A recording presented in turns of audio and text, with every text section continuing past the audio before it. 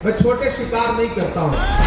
मुझे तो सूबे के मुख्यमंत्री से, पूर्व मुख्यमंत्री से बात करना है, मुझे आपसे सवाल पूछना है कि जब दिल्ली जल रही थी दंगों में, जब आपके अंदर एक डर बैठाने की साजिशें की जा रही थी, तो क्या उस वक्त आपके सूबे का मुख्यमंत्री अरविंद केजरीवाल अपने घर से 2 कदम भी निकल करके पीड़ितों के साथ खड़ा हुआ? क्या जब दिल्ली में, पूर्वी दिल्ली में, जहांगीरपुरी में आपकी लपटें थी, लोगों की जान जा रही थी, मजलूम परेशान थे, दुकानें जलाई जा रही थी, तो कोई अरविंद केजरीवाल अपने घर से निकला लोगों के साथ खड़ा होने के लिए कि आप जिंदा लोग हैं, आप जिंदा जमीनों के लोग हैं?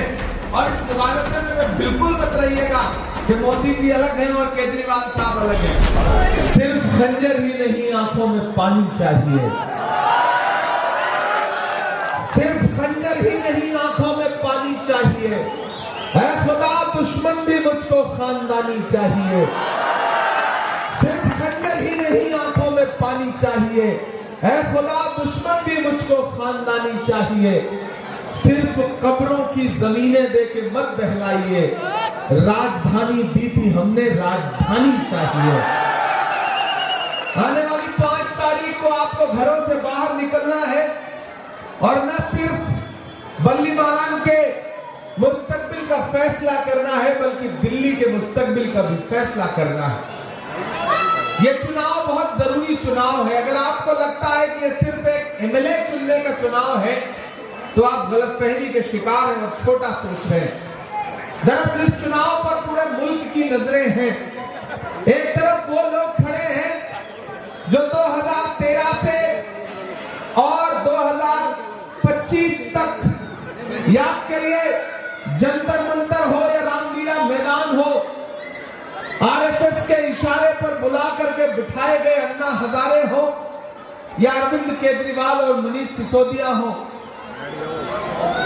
वो आंदोलन चल रहा था, लोकपाल आंदोलन, भ्रष्टाचार के खिलाफ, और भला बुरा किसे कहा जा रहा था, शीला दीक्षित जी को और डॉक्टर मनमोहन सिंह साहब को। मैं जहां खड़ा हूं, मुझे पता है ये दानिश्वर लोगों की सरजमीन है, ये कारोबारी लोगों की सरजमीन है। जितने लोग यहाँ मौजूद हैं, इसका 10 गुना लोग अपने घरों में हैं और मेरी आवाज उन तक पहुंच रही है। मैं थोड़ी देर के लिए आपसे मुखातिब हूं। मैं आने वाला था तो आज दिन में सोशल मीडिया पे एक वीडियो वायरल था जिसमें आपके मंत्री साहब हैं, मेरे हम नाम है तो मैं नाम क्या ही लूं, बस हमें और उनमें इतना फर्क है कि मैं मुसलसल बोलता रहता हूं, वो मुझे आज तक कभी बोलने को नहीं मिले, हमेशा चुप ही रहे। मैं इसलिए जिंदा हूं कि मैं बोल रहा हूं, दुनिया किसी गूंगे की कहानी नहीं लिखती। मैंने वो वीडियो देखा और उसके बाद मुझे लगा कि यहाँ के लोगों में गुस्सा है, चाहे वो कोरोना हो या उसके बाद के तमाम जो काम है, उन सबको लेकर के मौजूदा हुकूमत के खिलाफ आप में गुस्सा है। मैं आपको थोड़ा सा और पीछे ले चलना चाहता हूं। याद करिए 2013 में, 2014 में इस सदी के सबसे शरीफ प्रधानमंत्री डॉक्टर मनमोहन सिंह साहब के बारे में क्या क्या कहा था अरविंद केजरीवाल जी ने, मनीष सिसोदिया जी ने और उनकी पूरे झुंड ने। शीला दीक्षित जी जो आज हमारे बीच में नहीं है, उनके बारे में क्या क्या कहा था। आज डॉक्टर मनमोहन सिंह साहब पर्दा कर गए, वो बेचारे दुनिया से कूच कर गए, तो पूरी दुनिया को उनकी शराफत की याद आई। पूरी दुनिया को लगा कि क्या शख्स था जो हमारे बीच से चला गया। लगा सका न कोई उसके कद का अंदाजा, वो आसमां था मगर सर झुका के चलता था। डॉक्टर मनमोहन सिंह साहब के बारे में क्या क्या कहा था उन्होंने कि भ्रष्टाचारी है, ऐसे है। आप तो बल्ली महाराज वालों ये जानते हो ना, इस बात पे ईमान रखते हो ना कि कुदरत की लाठी में आवाज नहीं होती है। वो अपने शरीफ बेटों का बदला लेती है तो बहुत खामोशी से लेती है। याद करो आरएसएस के इशारे पर किस तरह से डॉक्टर मनमोहन सिंह साहब को भला बुरा कहा था, इन्हीं अरविंद केजरीवाल ने, इन्हीं मनीष सिसोदिया ने, और फिर कुदरत ने ऐसा बदला लिया कि डॉक्टर मनमोहन सिंह साहब के दुनिया से कूच करने से पहले उसी भ्रष्टाचार के आरोप में यही अरविंद केजरीवाल और उनकी पूरी कैबिनेट को जेल काट के लौटना पड़ा। यह है कुदरत का इंसाफ, जो कुदरत ने इंसाफ किया है।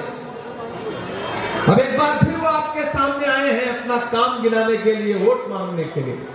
मुझे तो यहाँ के कैंडिडेट हैं, उन पे कुछ नहीं बोलना है उनके। मैं छोटे शिकार नहीं करता हूं, छोटे शिकार भी नहीं करता हूं और मोटे शिकार भी नहीं करता हूं।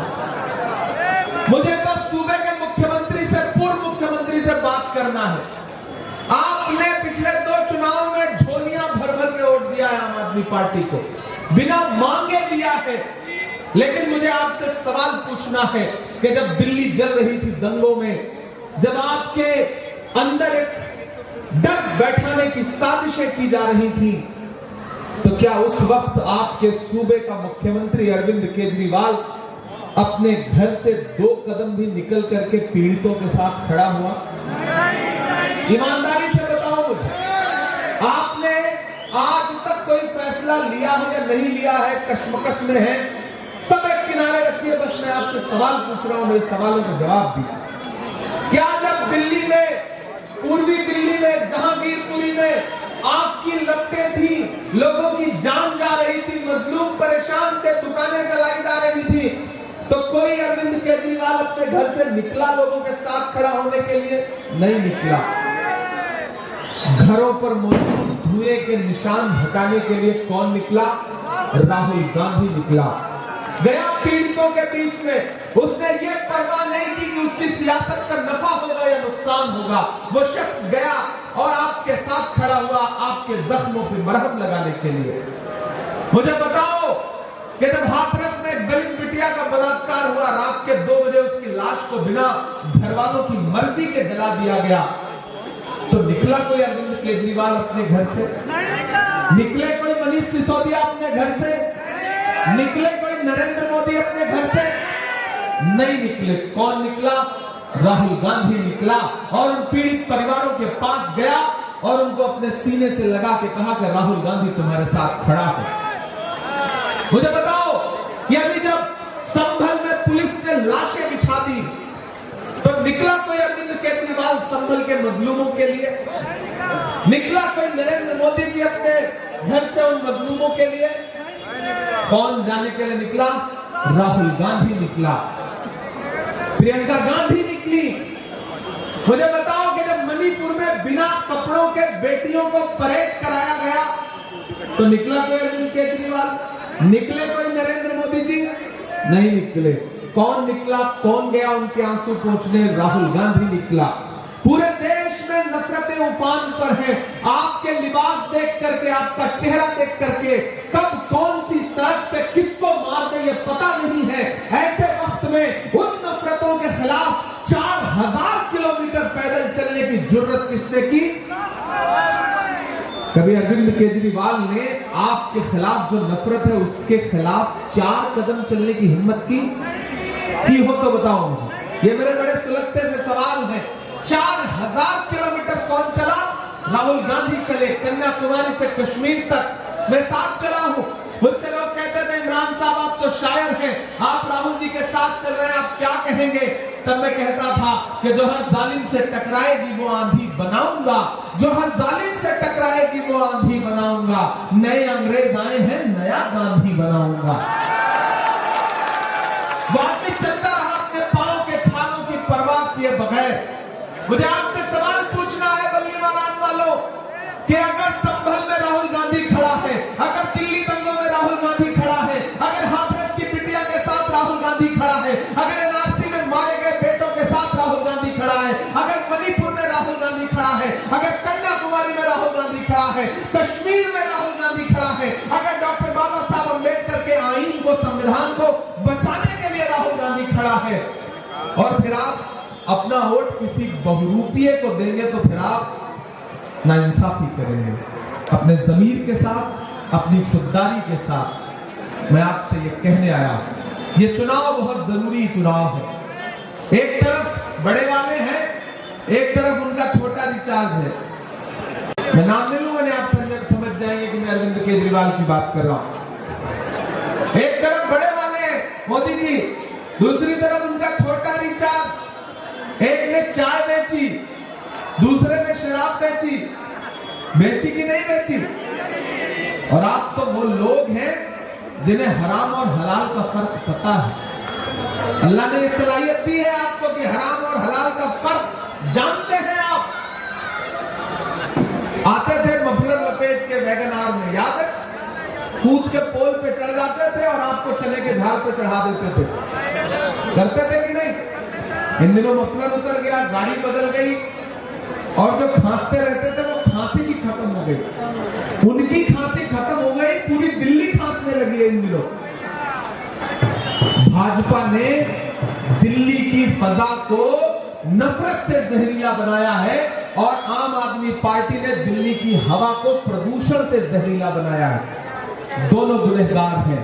मैं आपसे ये कहना चाहता हूं साथियों कि ये जो नफरत है, इसके खिलाफ मोहब्बत का अलम लेकर के कांग्रेस पार्टी ने भाई हारून यूसुफ साहब को आपके बीच में कैंडिडेट बना करके भेजा है।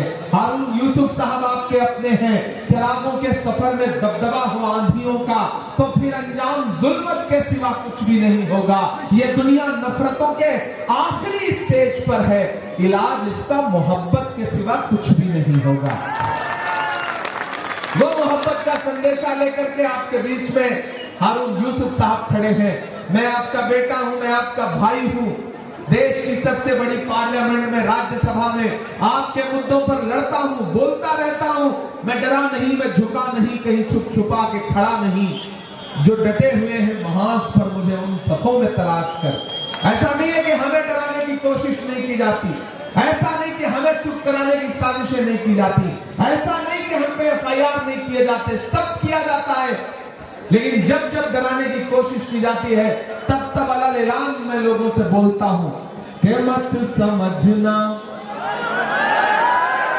अब लगा कि मैं जिंदा दिल लोगों के बीच में खड़ा, थक तो नहीं गया? मैं बहुत थक के आ रहा हूं। आपकी दाद, आपकी दुआएं, आपका जोश मेरी थकन कम कर देगा। कि मत समझना डराने से डर जाएंगे। और पीछे तक लोग खड़े हैं, सबकी शिरकत हो। कि मत समझना डराने से डर जाएंगे, अब के सारी हदों से गुजर जाएंगे। मौत के नाम का खौफ देता है क्यों? मौत के नाम का खौफ देता है क्यों? मौत जिस रोज आएगी मर जाएंगे। मत समझना डराने से डर जाएंगे। कि हमने ज़मज़म दिया, आबे गंगा दिया, हमने ज़मज़म दिया, आबे गंगा दिया।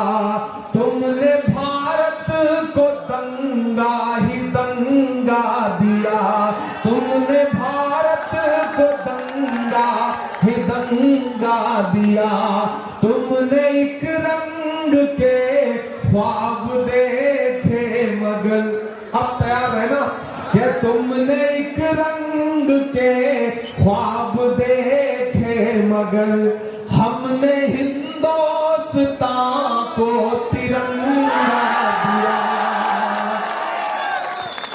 ये तिरंगा, आपकी धड़कनें जो बोल रही है उन्हें लफ्जों में डालता हूं। क्या ये तिरंगा बदन पर लपेटे हुए, ये तिरंगा बदन पर लपेटे हुए एक दिन इस जमीन में उतर जाएंगे। मत समझना डराने से डर जाएंगे, ना इधर जाएंगे ना उधर जाएंगे। बन के खुशबू फजा में बिखर जाएंगे।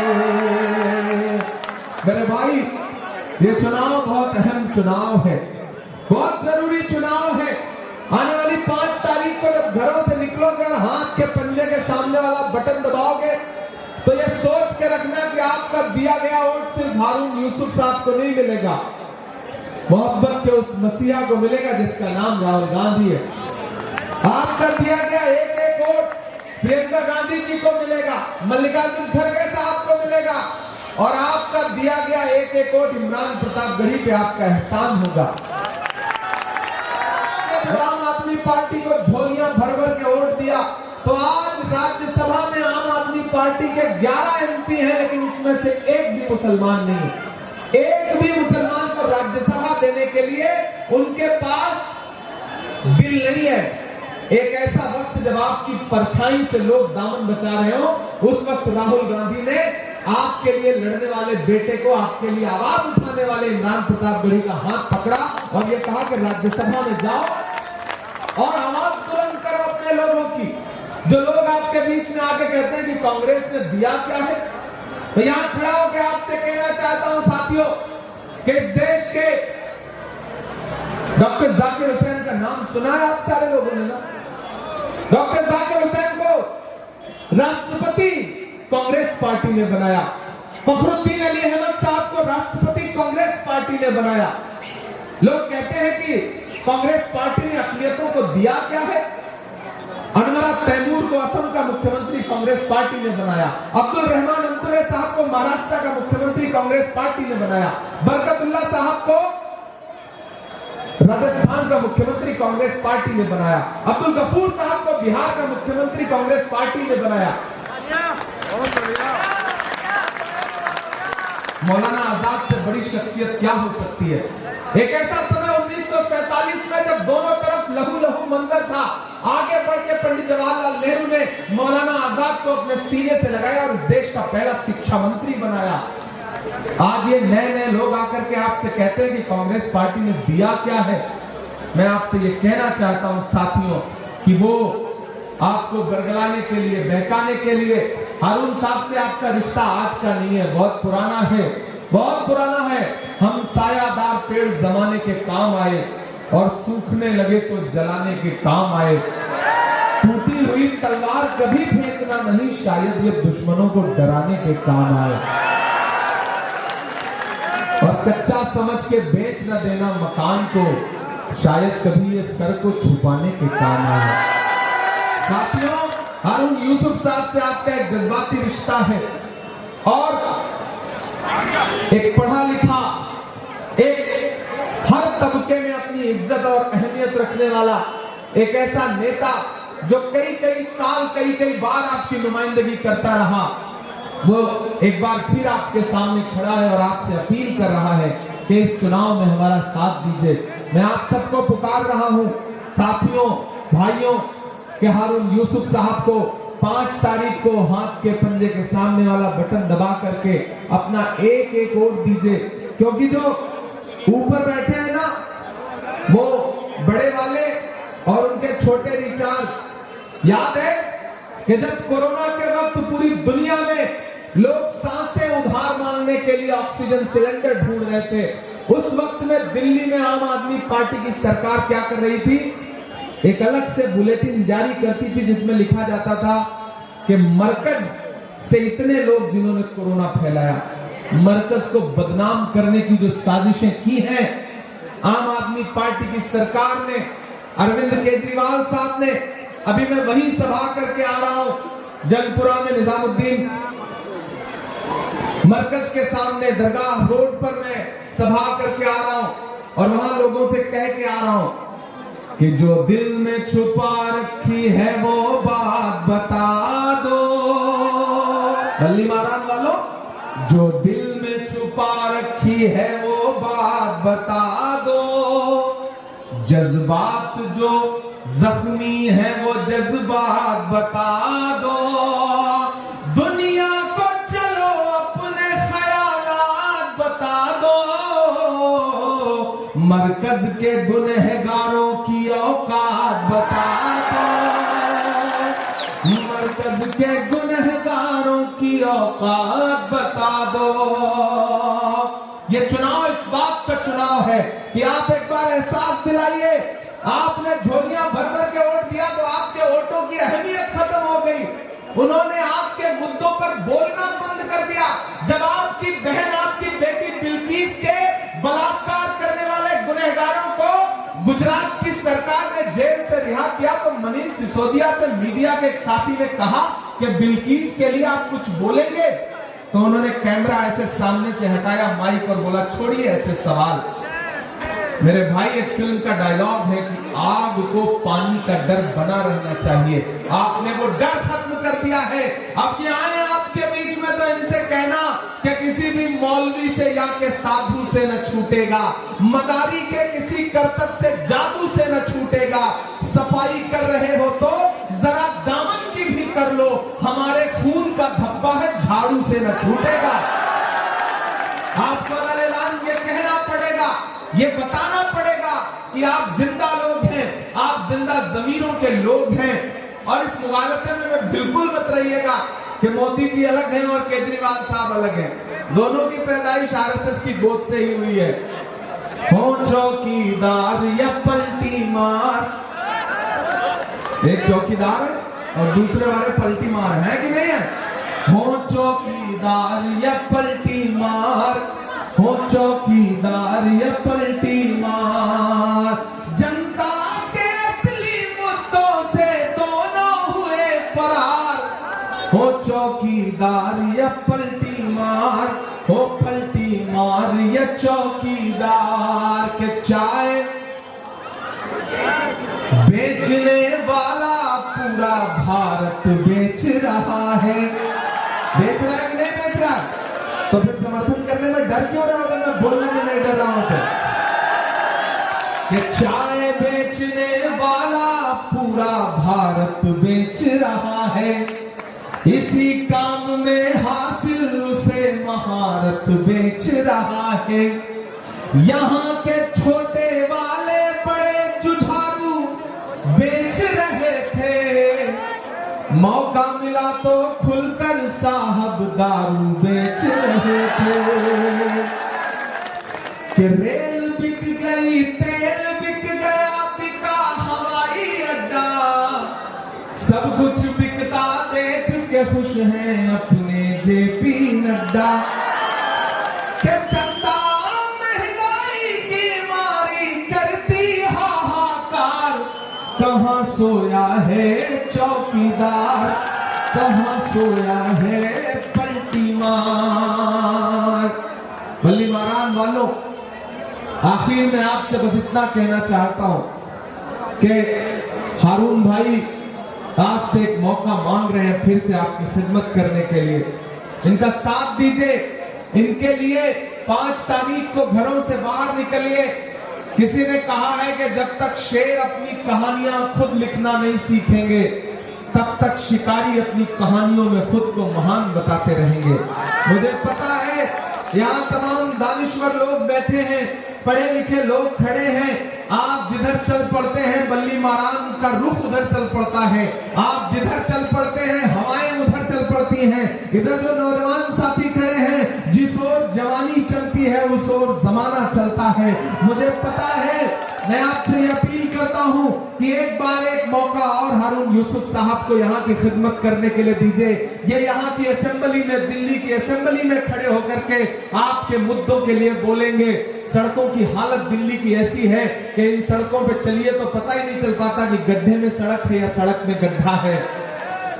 आप इन सड़कों पे चलिए तो पता ही नहीं चल पाता कि आप सफर कर रहे हो या आखिरी सफर कर रहे हो। जितने फ्लाईओवर, जितने मेट्रो स्टेशन शीला दीक्षित जी छोड़ के गई थी, उसमें आज तक इजाफा नहीं हो पाया है।